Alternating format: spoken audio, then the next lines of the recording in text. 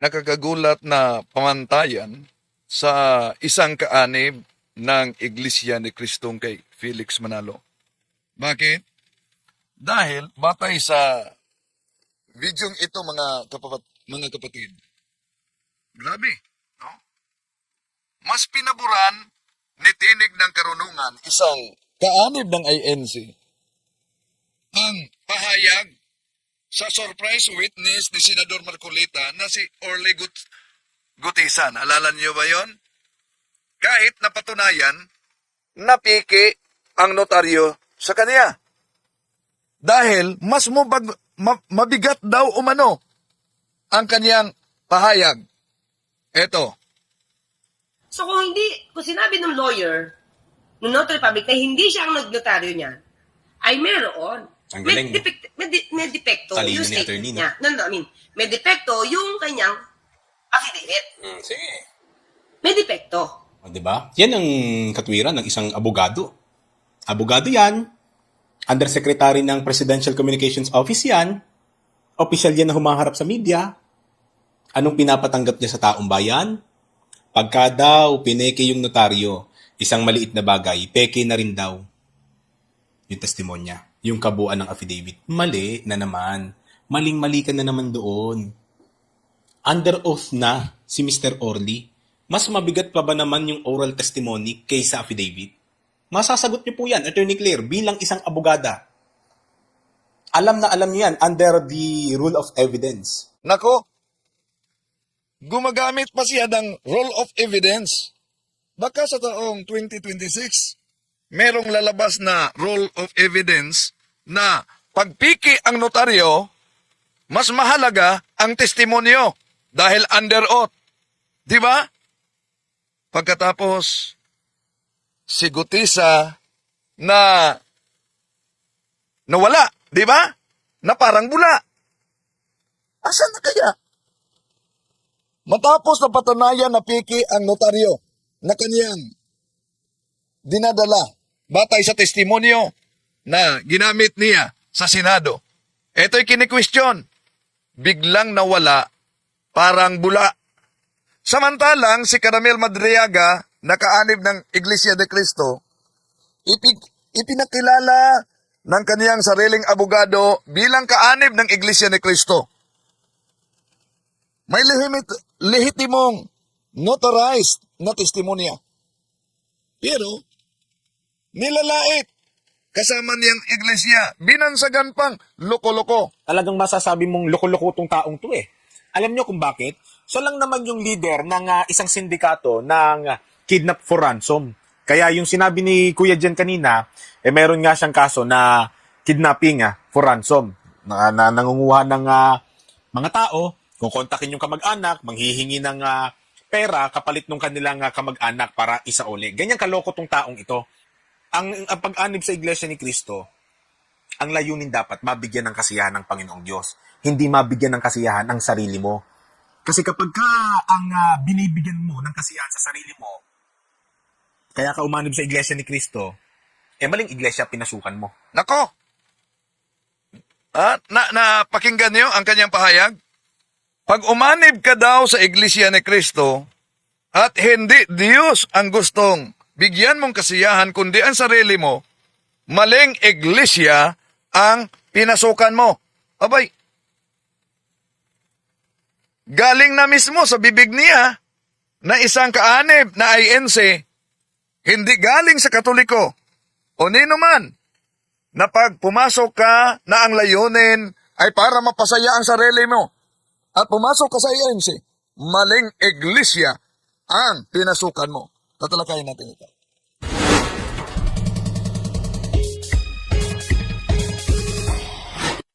Kumusta? Welcome. Ito ang inyong lingkod, Brad Wendell Talibong, muli magkasama ninyo sa pagkakataong ito. At sa pagkakataong ito, magbigay reaksyon tayo nitong pahayag ni tinig ng karunungan. Meron talagang tinig. Pero iwan ko kung pagdating na sa karunungan. Bakit? Imagine, nasa role of evidence. Ang daming mga nagsubaybay sa atin. At kahit sa kanya, na mga nag-aaral, kahit mga nag-aaral pa sa batas, at lalo na yung mga abogado. Anong pahayag ni Tinig ng Karunungan? Mas mabigat daw umano ang testimonya, oral testimony. Dahil under oath. Kaysa, kunti naman umano na deferensya, yung piki na affidavit. Baka di niya alam yung tinatawag sa Latin, falsus in uno, falsus in omnibus. Di ba? Yun ay Latin maxim. False in one thing, prinsipyo yan sa mga nag-aaral sa abogasya. False in one thing, false in everything. Pero yung sinabi niya na nasa role of evidence, siguro, no? Baka may role of evidence na lalabas sa taong 2027. Wala naman siyang binanggit kung ano na role of evidence. Pero tatalakayin natin ito, mga kapatid. At inaniyahan natin ang ating mga suking taga-subaybay. Huwag kalimutang pindutin ang like sa ating live. At huwag din kalimutang mag-subscribe sa mga bago pa lang. At mag-comment, i-share ninyo. Pindutin ang like, ha? At sandali muna. Huwag din kalimutan na mag-subscribe sa Factbusters PH. Mga kapatid, nasa link. At ang pangalawa natin na channel, Pananampalataya at Katwiran, nasa link din.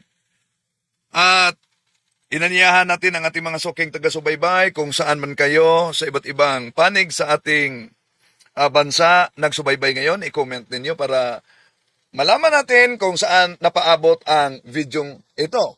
At kung sa ating mga OFWs na nasa iba't ibang bahagi ng ating bansa, paki-comment kung saan kayo nakabase ngayon para alam natin din kung saan nakaabot ang talakayan natin. Ito.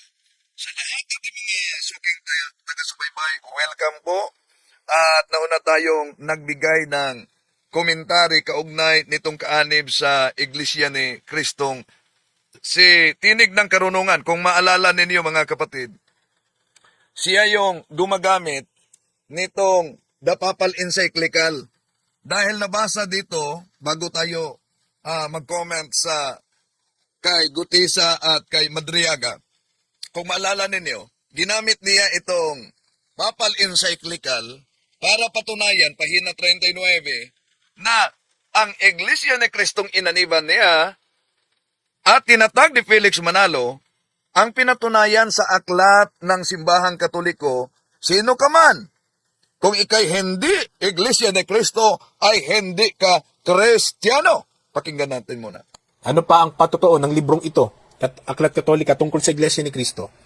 Sa page 39 naman po, ganito sinasabi, whoever he is and whatever he is, he who is not in the Church of Christ is not a Christian. Kaya si Mr. Tamped, hindi Kristiyano talaga yun. Okay. Gusto niya, yung kinaaniban niya, Iglesia Katolika, Apostolika, Romana. Pero ang gusto ng kanyang amo, doon kayo sa Iglesia ni Kristo. Sapagkat doon kayo makikilalang Kristiyano. Yan. Siya ay kaanib sa Iglesia ni Kristong tatag ni Felix Manalo. Imagine, ginamit, dahil ito talaga ang palaging ginagamit din sa mga ministro ni Felix Manalo. At kaya, di ikipagtataka na kahit itong vlogger sa channel na Tinig ng Karunungan ay gumagamit din nitong Papal Encyclical sa pahina 39 dahil nakasulat sa binasa niya, whoever he is and whatever he is, who is not in the Church of Christ is not a Christian. Kaya, gusto niyang ipalitaw dito, mga kapatid, na pinatunayan mismo sa Aklat Katoliko na sila ang tunay na Kristiyano dahil dinala nila ang Iglesia ni Kristo. Ano ba ang tunay na kahulugan sa sipi na ginagamit dito? Kung meron tayong common sense, di ba?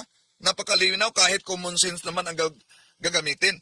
Ang pahayag na nakasulat sa opisyal na aklat ng Simbahang Katoliko, mga kapatid, hindi ito tungkol sa Church of Christ na itinatag ni Felix Manalo, kundi tungkol ito sa Church of Christ na walang iba, na ayon sa Catechism of the Catholic Church 811, if we would define the true Church of Christ, which is one Holy Catholic Apostolic Roman Church. So, ibig sabihin, ang ginamit dito, bakit? Dahil may iniwasan kasi. Mag-ingat kayo. Ito ang iniwasan, oh. Sa unang bahagi na iniwasan niya, ito mga kapatid, the ban of humanity, ang tinutukoy is the Catholic Church. Kaya, ang karugtong, ito, whoever he is and whatever he is, he who is not a Church of Christ is not a Christian. Yon ang konteksto. So, ibig sabihin, ang tinutukoy sa aklat na ito ay hindi ang Iglesia ni Kristong tatag ni Felix Manalo.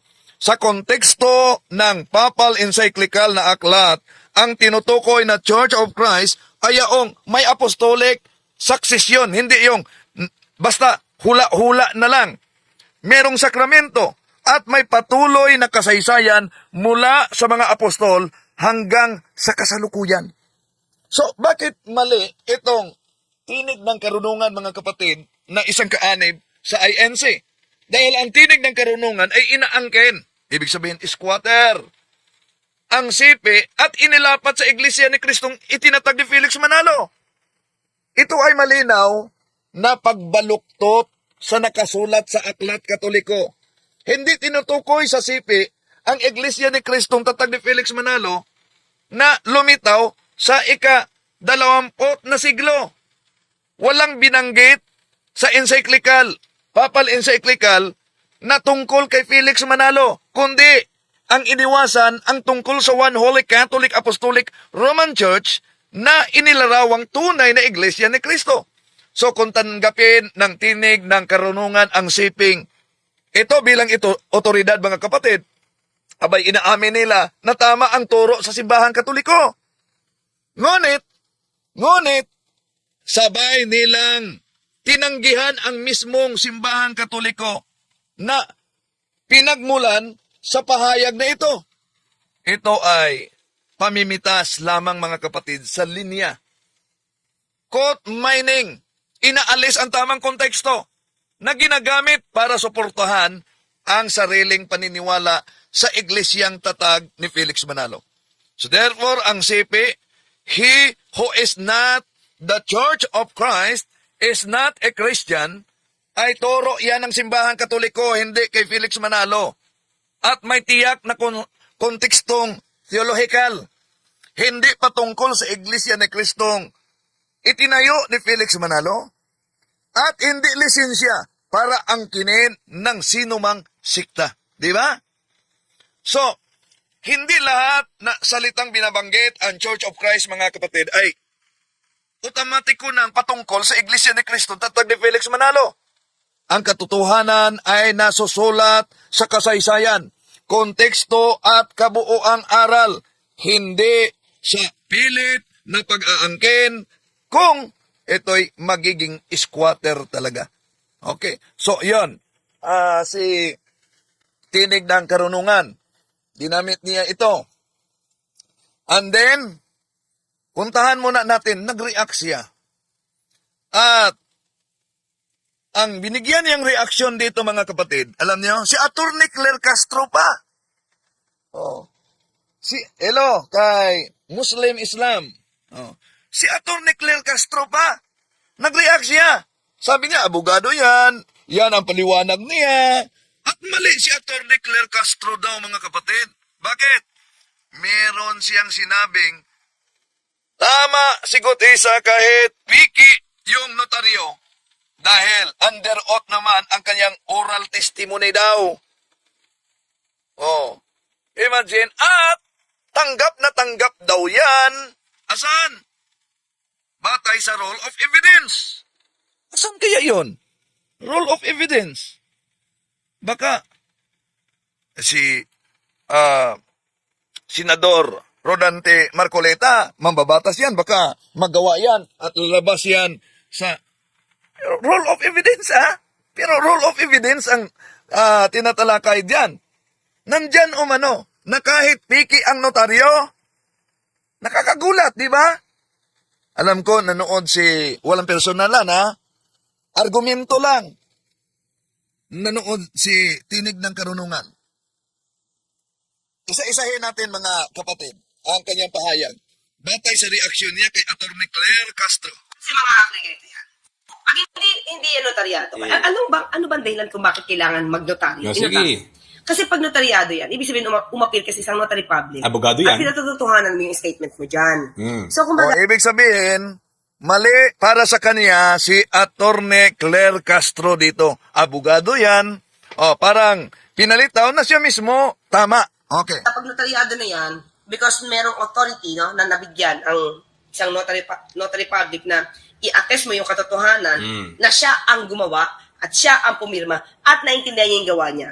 Walang problema doon. Alam Yun na ang namin yun. patotohanan ng notaryo publiko. Oo nga, Na walang siya problema mismo doon. ang pumirma niyan. Naiintindihan niya yan. Kasi doon siya, parang sa jurat, sasabihin niya na naintindihan ng tao yung ginawa Oo. niya.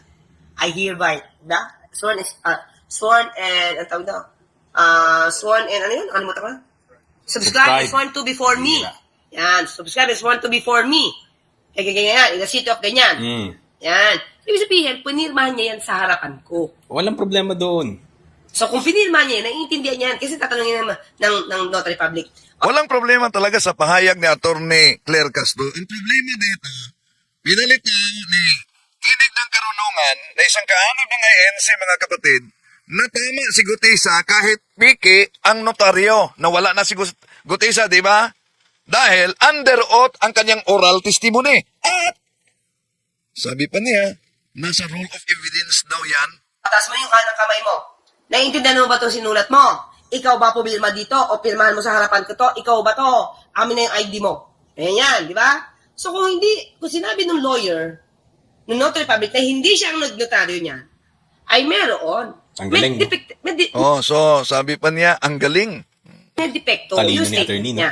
Oh, talino ni attorney, ano? May depekto yung kanyang affidavit. Sige. May depekto. Di ba? So, ang depekto niyan is, pwede lang Dito, malinaw mga kapatid na ang depekto hindi ang pahayag ni Atty. Claire Castro. Ang depekto ang pahayag mismo ni Tinig ng Karunungan. Bakit? Isa-isahin natin, ha? niya makonsider as private document. Kasi pag notaryado na yan, pwede na siyang consider as public document para pwede mo siya i-present. Di ba? Parang na-authenticate na siya na totoo yan. Private document yan. Ang ating tatalakayan dito, bahagi lang muna. No? Magbigay tayo ng reaksyon dito sa pahayag ni Tinig. Ito, reaksyon niya kay Atty. Claire Castro, binigyan din natin ng reaksyon. Tapos ang dating pa is, ang liit na bagay, nasasabihin mo notaryado yan, umarap ka dito sa notaryado yan. Tapos yung tao palang pumirma dyan, hindi pala yan yung notary public, so fake yan. So sa maliit na bagay na nahulihan ka na namemeki ka, what more sa katotohanan doon sa sinabi mo? O, di ba? Yan ang katwiran ng isang abogado. Oh, yan talaga ang katuwiran ng isang abogado. Pakinggan muna natin, ano ang katuwiran ng hindi abogado? No? Abogado yan. Undersecretary ng Presidential Communications Office yan. Opisyal yan na humaharap sa media. Anong pinapatanggap niya sa taong bayan? Pagka daw pineke yung notaryo, isang maliit na bagay, peke na rin daw yung testimonya, yung kabuuan ng affidavit. Mali na Mali daw. Mali. O, sa mga nagsubaybay ngayon at sa may nabasa ako dito, Galang Talibong. Magbigay ka ng talata sa Bible na ang Iglesia Katolika ang pangalan ng Iglesyang itinayo ng ating Panginoon Kristo. Di mo ba yan alam?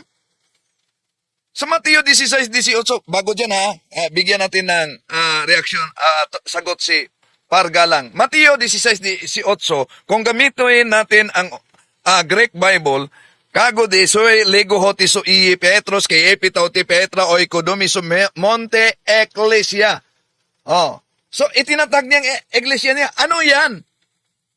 Gawa Kapitulo 9:31. Himin on ecclesia Catholis, tis Judayas kay Galalias kay Samarias, erenen ekinyen oy kumunubini. So nandiyan ang ecclesia Catholis. Kung ikay kaanib sa iglesia ni Kristo, kahit ang iglesia ni Kristo nagsabi, ang pasugot ninyo, that the true church of Christ is the Catholic Church. Okay, ipagpatuloy natin. Ito si Tinig ng Karunungan sa INC. Naman, maling-mali ka na naman doon. Under oath na si Mr. Orly. Mas mabigat pa ba naman yung oral testimony kaysa affidavit? Oh, maling-mali talaga umano. Si Attorney Claire Castro, nako, Attorney Claire Castro, mali ka daw. Ayon nitong kaanib sa Iglesia ni Kristo, kahit pa napiki ang notaryo, mas mabigat daw ang under oath na oral testimony. Tama ba yan? Nako, kung lohika ang susundan mga kapatid, mali ang talaga ang pahayag nitong kaanib sa INC na tinig ng karunungan. At itong pahayag na ito, napakapanganib din ang lohika niya. Bakit? Yung pagsabi na kahit piki ang notaryo, mas mabigat pa rin umano ang under oath oral testimony sa Senado. Kaya hindi na mahalaga kung piki man yung notaryo. Paano na lang ang Latin maxim sa mga nag-aaral sa batas, di ba? Binanggit natin na yan kanina mga kapatid. Ano yon? Falsos en ono, falsos en omnibus. False in one thing, false in everything. Oh, napakalinaw yan. So, ang panunumpa ay hindi basta-basta. Hindi ito salita lamang. Ang panunumpa ay isang legal na proseso ito. So, ibig sabihin, kaya tinatalakay ni Atty. Claire na dapat may lehitimong administering officer. Sa pampanumpa. Dapat may balidong dokumento. Oh. At nung kami ay sinampahan ng kaso, kaugnay sa pag-vlog ko dito, mga kapatid, dalawang ID talaga yan. No? Para sa counter affidavit. So, dapat balidong dokumento. At dapat walang pandaraya sa pinagmulan talaga. So, ibig sabihin, kung ang affidavit o sinumang salaysay, mga kapatid, ay may piki na notaryo, tama si Atty. Claire. Walang bisa ang panunumpa. Kung sabihin ni Tinig ng Karunungan, meron.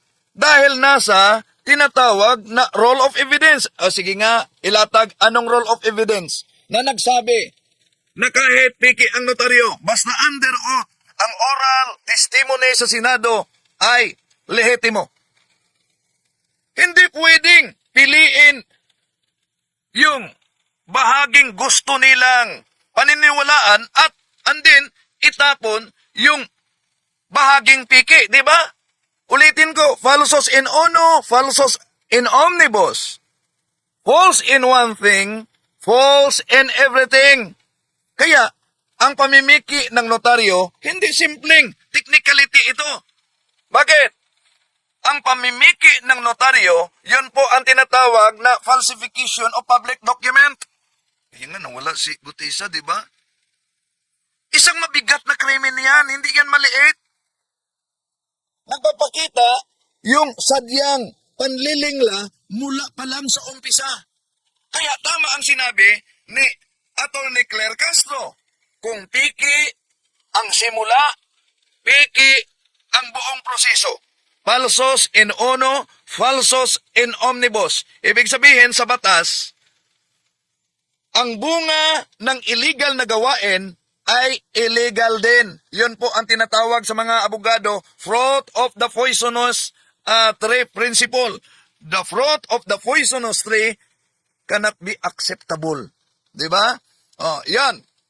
So, double standard mga kapatid ang tinig ni karunungan. Bakit? Kaniyang ipinagtanggol si Gutisa na kahit piki ang notaryo. Bakit? Dahil tinatawanan at minaliit niya ang testimonya ni Caramel Madriaga na wala namang pamimiki. Lehitimo ang kanyang notaryo. So, ipinakita nito mga kapatid na hindi prinsipyo ang pinaghawakan, kundi yung sino ang kinakampihan. Di ba? So, ang argumento ng tinig ng karunungan mga kapatid, salungat talaga sa batas. Salungat sa loheka. Salungat ba sa hustisya? Imagine. Balikan natin ang kanyang pahayag ha. Ito. Under oath na si Mr. Orly, mas mabigat pa ba naman yung oral testimony kaysa affidavit? Masasagot niyo po yan, Attorney Claire, bilang isang abogada. Alam na alam niyo yan under the rule of... Oy, sandali lang. Nakita ko si Factmasters PH. Huwag niyong kalimutan na mag-subscribe sa Factmasters PH, mga kapatid. Kay Kaburdo, pabuti natin ng 1,000 mahigit. No. Malapit na. No? Okay, tuloy natin ang ating pagtalakay ngayon. Evidence. Mas mabigat ang oral testimony na pinasumpaan mo kaysa sa affidavit mo. Yan. Imagine, nasa roll of evidence daw na kahit peke yung notaryo, pero under oath ka naman sa oral testimony sa Senado, mas mabigat yung under oath. Mga kapatid, di ba, falsus in ono, falsus in omnibus? Hindi pwedeng sabihin, mabigat ang under oath kung ang mismong panunumpa ay nakatayo sa kasinungalingan. Sa batas at katotohanan, kapag piki ang ugat, patay ang buong puno. Yan po. Yung sinabing, ayon daw sa roll of evidence, mas mabigat ang oral testimony ni Gutisa sa Senado kaysa piking affidavit. Totoo ba yan? Kahit masusuriin ninyo sa batas, maling-mali yan. Mali kahit sa lohika. Mali kahit sa hustisya. Ang pahayag ng tinig ng karunungan na ito mga kapatid na mas mabigat ang oral testimony ni Orly Gutisa sa Senado kaysa piking affidavit, hindi tama. Hindi yan ilalim ng roll of evidence. Baka may lalabas sa 2027 o 2028 na rule of evidence na nagsabi kaugnay sa kanyang pahayag. Sasabihin yung kaugnay sa kanyang pahayag. Pero hindi tama kahit nasa ilalim ng rule of evidence. Ang batayan, mga kapatid, ay prinsipyo ng katarungan.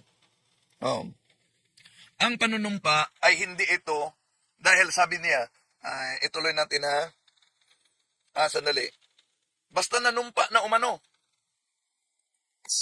Mas mabigat ang oral testimony na pinasumpaan mo kaysa sa affidavit mo, sapagkat yung affidavit, pwede pong dayain yun. Yan. Ang argumento niya, mga kapatid, ang panunumpa, tandaan natin, yung panunumpa, hindi yan otomatikong nagbibigay ng kredibilidad. Sa batas, ang tanong ay hindi, ang tanong diyan ay kaugnay sa katotohanan, hindi yung lugar at entablado ng nagsasalita. Kahit ba't ito'y sa Senado ng ating bansa, mga kapatid, kung ang pinanggalingan sa salaysay ay may kasinungalingan, ang anumang ulit nito, oral man o nakasulat, ay hindi talaga nalilinis ng panunumpa.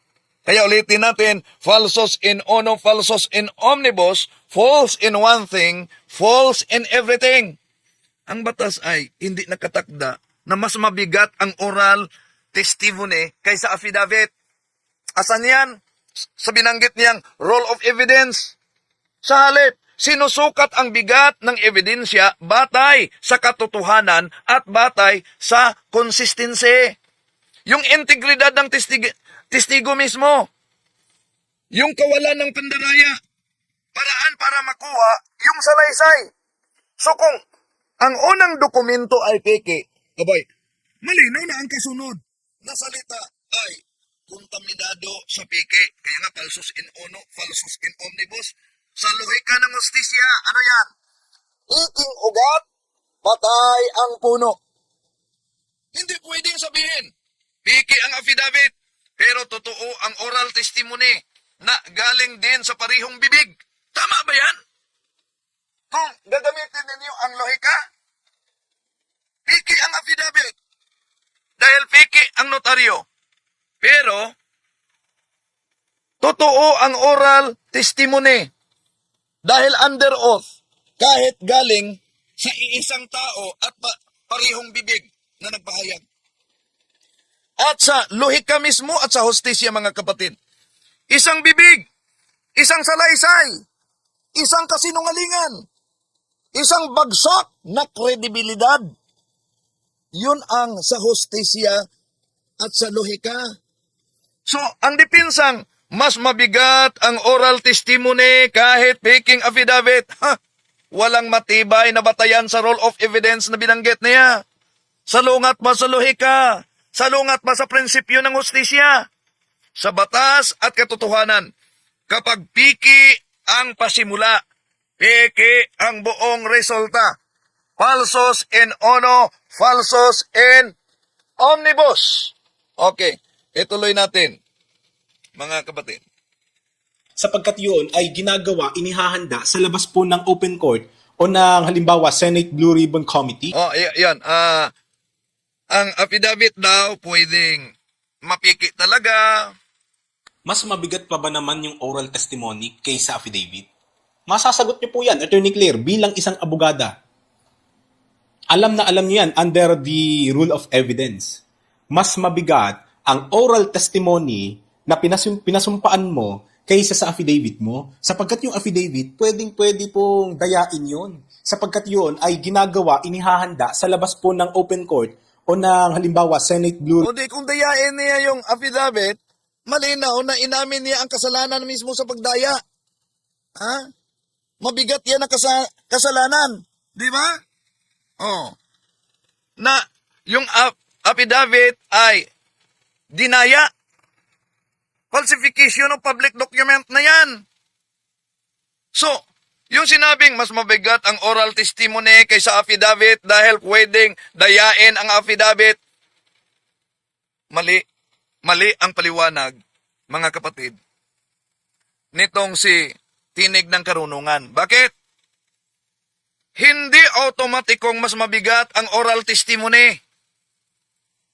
Bakit?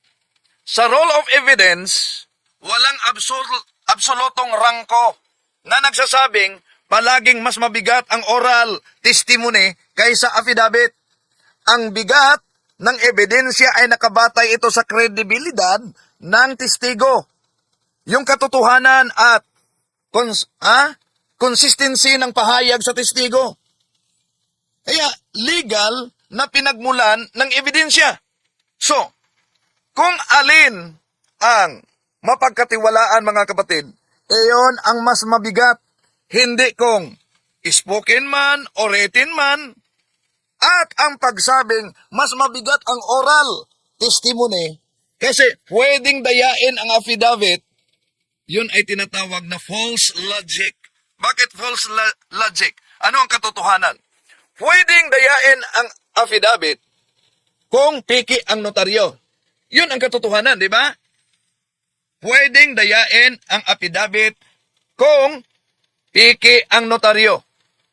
Pwedeng magsinungaling sa oral testimony kahit under oath. Di ba? Kaya nga, may mga nakulong na.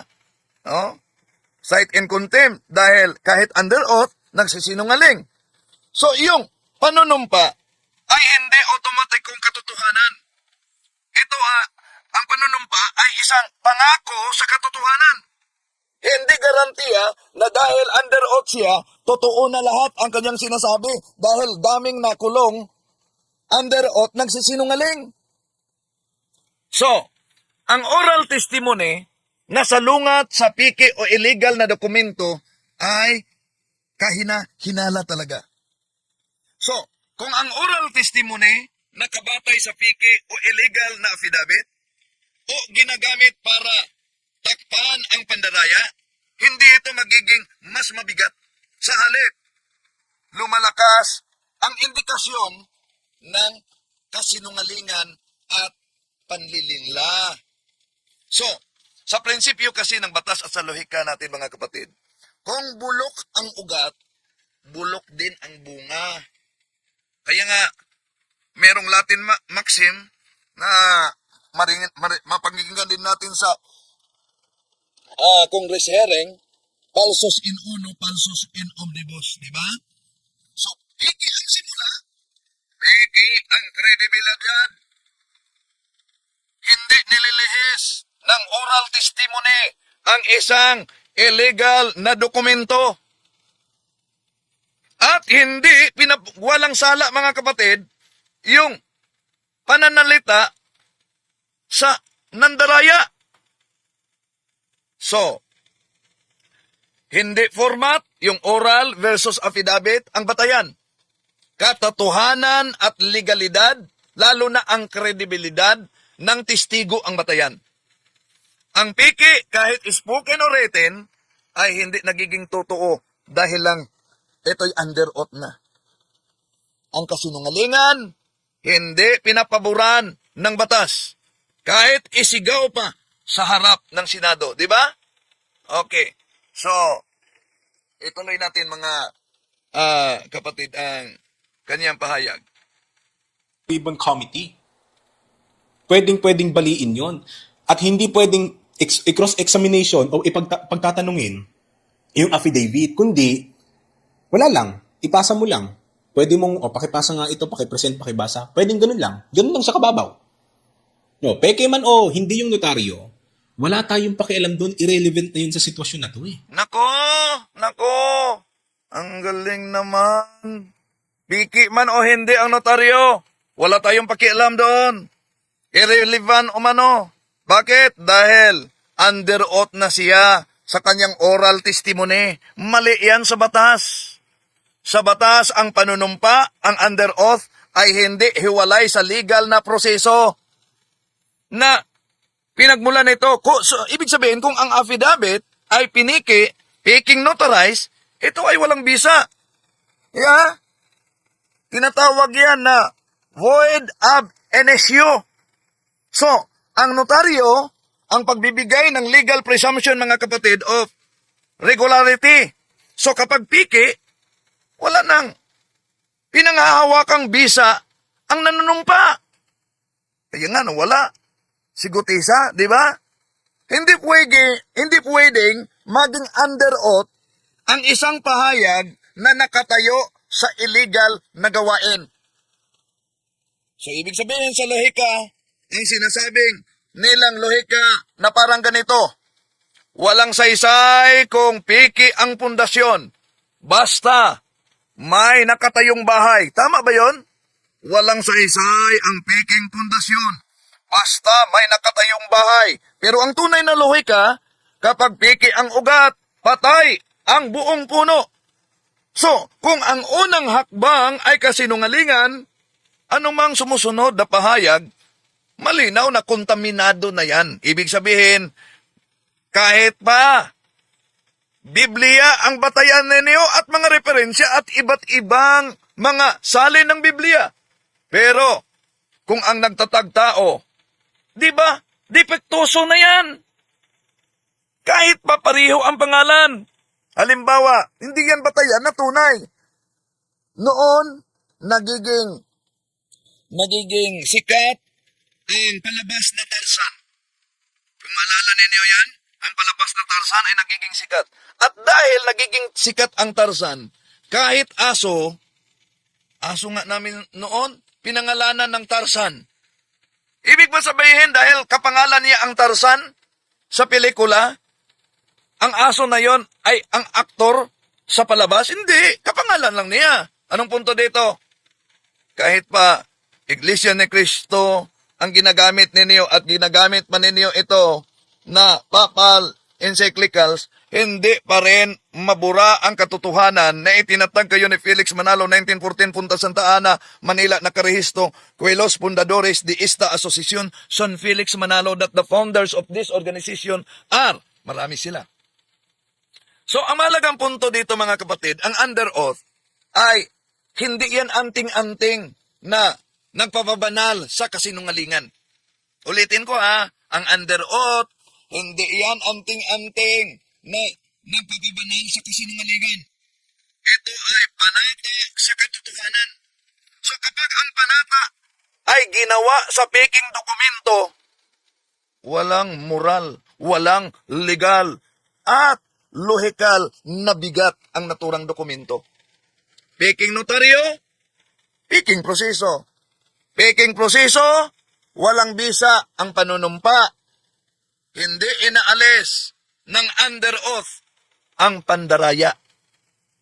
So, hindi pwedeng sabihin, wala tayong pakialam sa peke kapag ang katotohanan mismo ang nilapastangan, mga kapatid. Okay, puntahan natin ang kanyang reaksyon punta na naman tayo kay Madriaga. Ang pag-anib sa Iglesia ni Cristo, ang layunin dapat mabigyan ng kasiyahan ng Panginoong Diyos. No, yan. Dito muna, ang pag-anib umano sa Iglesia ni Cristo, bigyan ng kasiyahan ang Diyos. Tama ba? Na bilang INC, ang pag-anib sa Iglesia ni Cristo ay mabigyan umanong kasiyahan ang Diyos. Paano mabigyan ng kasiyahan ang Diyos kung umanib ka sa siktang tatag lamang ng tao? Masaya kaya ang Diyos diyan kung siya ay umanib sa siktang tatag lamang ng tao? At hindi lang yan. Punta tayo sa kay Madriaga na ito, Madriaga. Caramel Madriaga, isang dating INC na tiniwalag daw. Ito, Talagang masasabi mong loko-loko tong taong to eh. Alam nyo kung bakit? Siya lang naman yung leader ng isang sindikato ng kidnap for ransom. Kaya yung sinabi ni Kuya Jen kanina, meron nga siyang kaso na kidnapping for ransom. Na nangunguha ng mga tao, kukontakin yung kamag-anak, manghihingi ng pera kapalit ng kanilang kamag-anak para isauli. Ganyan kaloko tong taong ito. Ang pag-anib sa Iglesia ni Cristo. yan. Punta tayo mga kapatid. Isa-isahin muna natin. Napakinggan nyo naman, no? Si Madriaga, kasama nilang iglesia, pero dahil may kasong kidnap for ransom, ganun daw kaluko. Tama ba? Bilang INC, tawagin ng tinig ng karunungan si Madriaga na loko-loko at leader ng kriminal na wala pang hatol sa korte, beyond reasonable doubt. So hindi talaga ito tama kahit ang batayan batas, lohika, at kahit pa ang moralidad, mga kapatid. Salungat sa batas yan. Bakit? Alam naman sa karamihan, di ba? Meron tayong tinatawag na presumption of innocence. Hanggat walang pinal na hatol, hindi kriminal ang isang tao. Hanggang mapatunayan ito na guilty beyond reasonable doubt. So, ang pagtawag niyang leader ng kriminal, abay, sa isang tao na wala pang desisyon na kasama nila noon na INC sa korte, mga kapatid, ito ay tinatawag na prejudgment. Wala pang desisyon pinal sa korte, pero meron ng prejudgment. Maaring pumasok dito ang kasong libelo, yung paninirang puri, di ba? Plus, atake personal. Tinawag pa niyang loko-loko si Madriaga.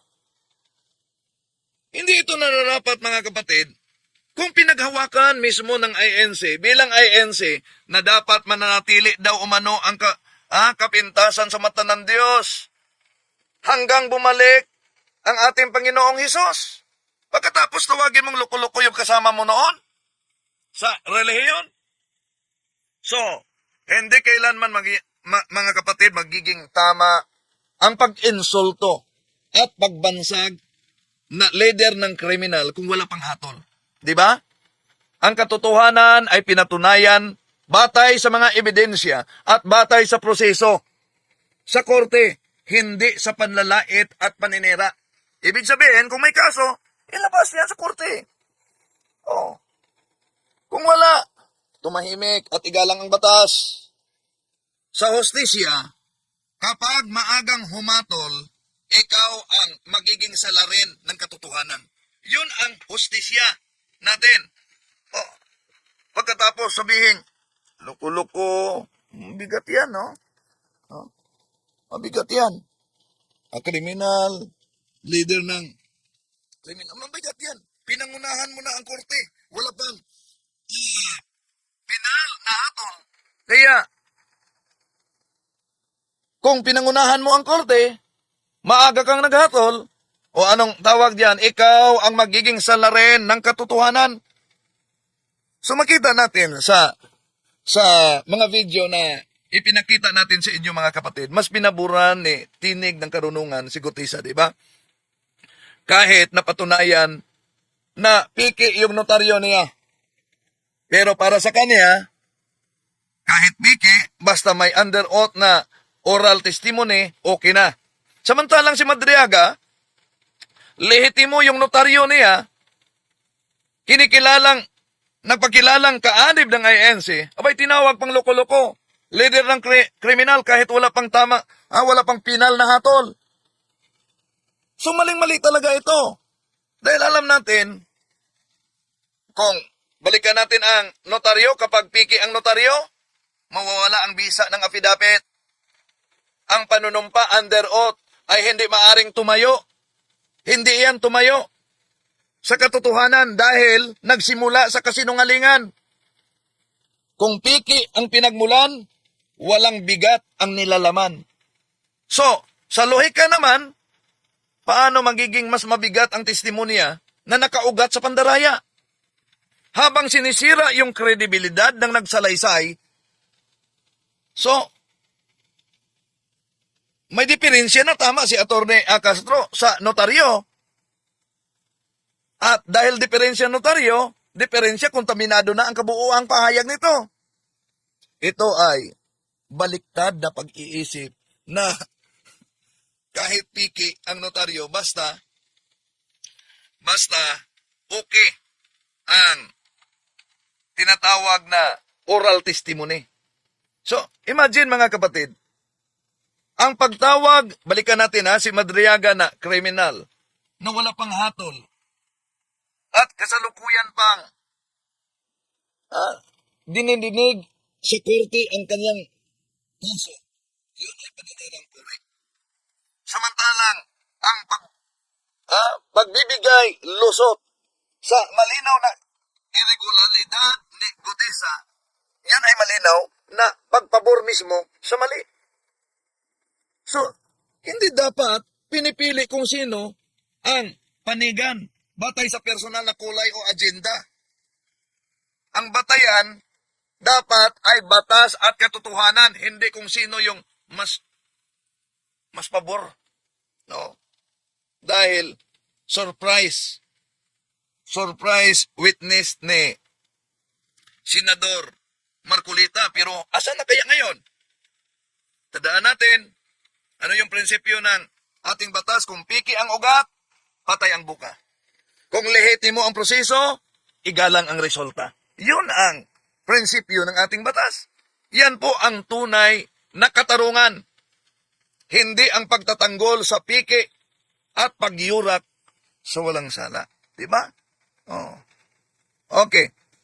Ito, may mabigat siya na pahayag dito mga kapatid. Oh. Ano yon? Pakinggan muna natin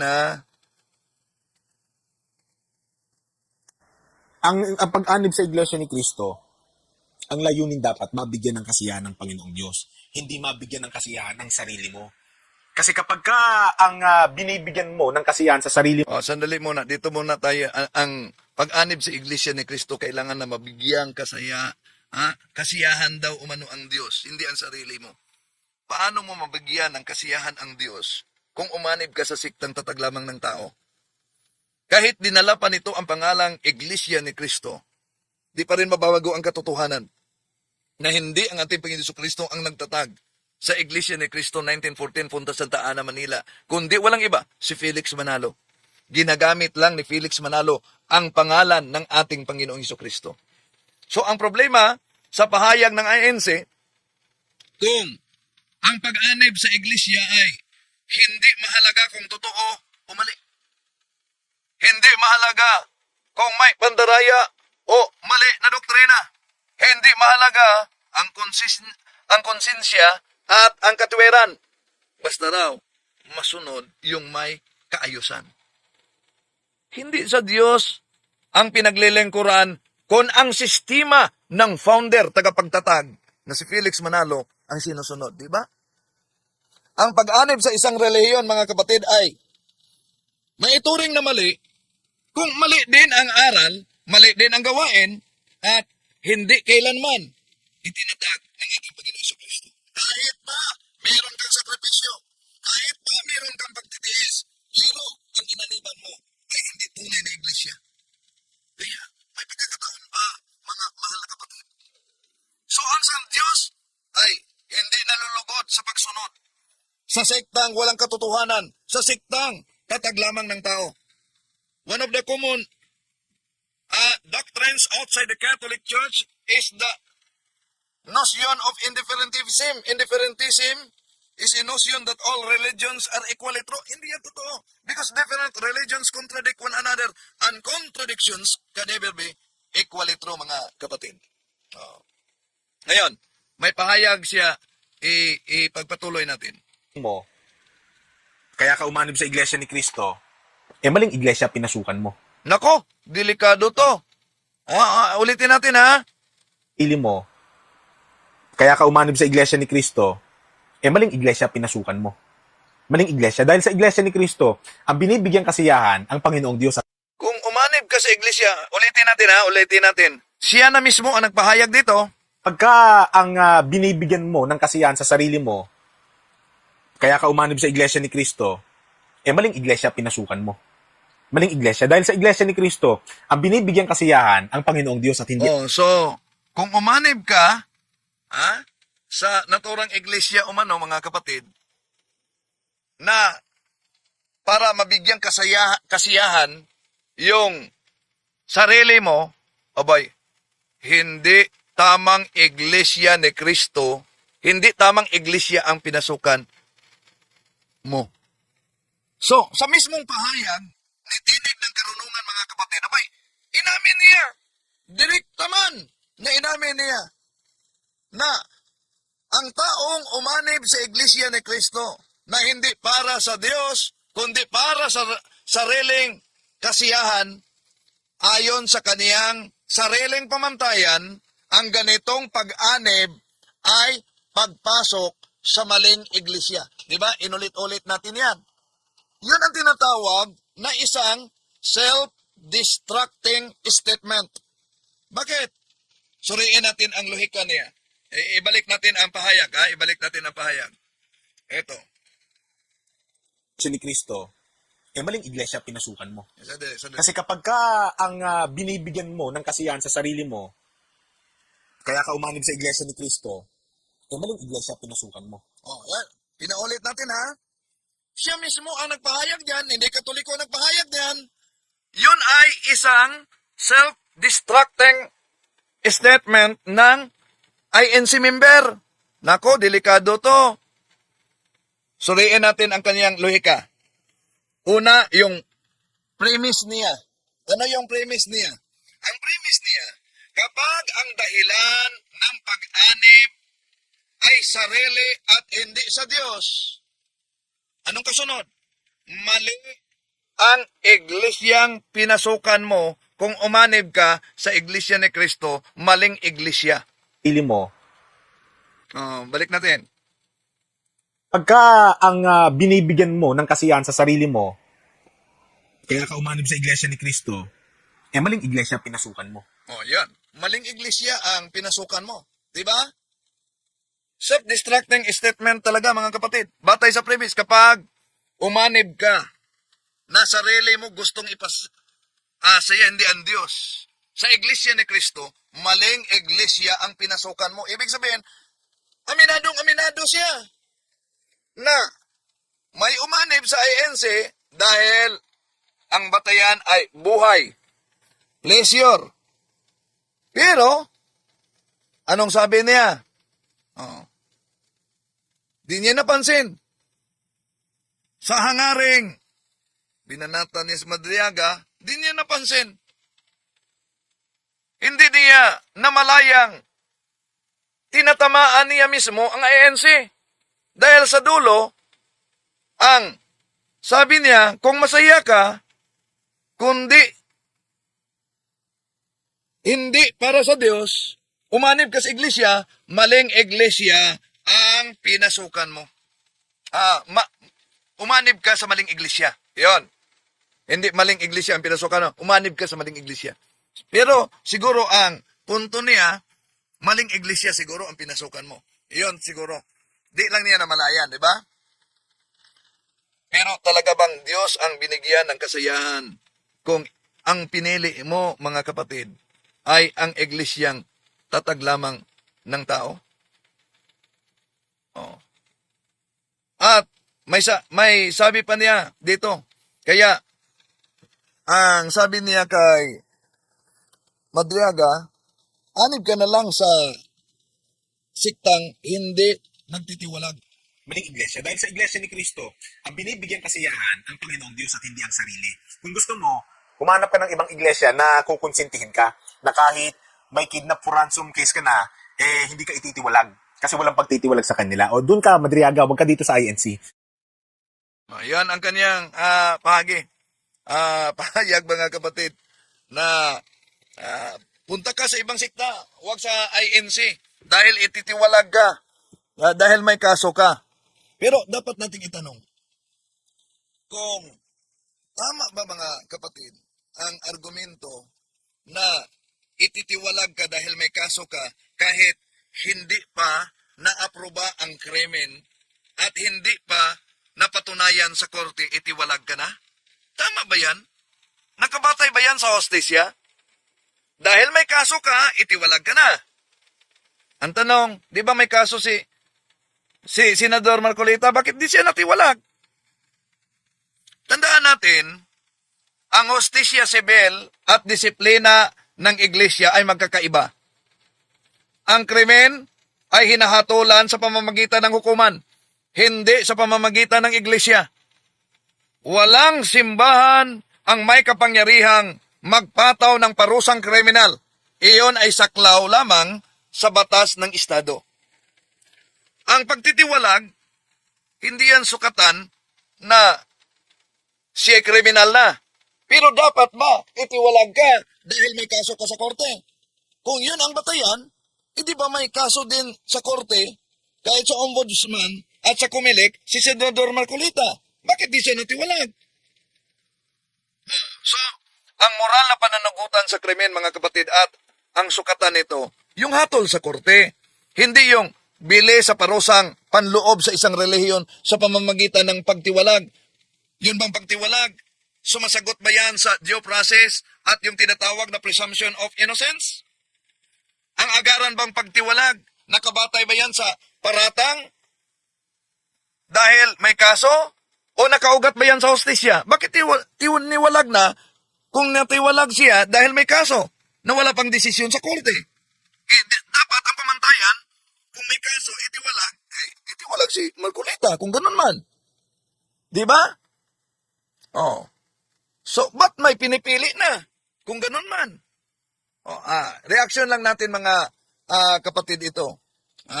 Sa naunang pahayag ni Tinig ng Karunungan. Kaugnay dyan sa naturang argumento niya na kahit umano, piki man ang notaryo, hello kay Mary Manato sa Macau, kahit piki man ang notaryo, basta may tinatawag na oral testimony and then under oath, nasa roll of evidence daw yan. Totoo kaya yan? Kaya sa mga nag-aral sa batas, sige nga, pakakomen kayo. Asa na yung Latin maxim? Falsos in uno, falsos in omnibus. Maraming salamat sa inyong pagsubaybay. Itong inyong lingkod, Rodwindel Talibong. I am Catholic, I am alive, I am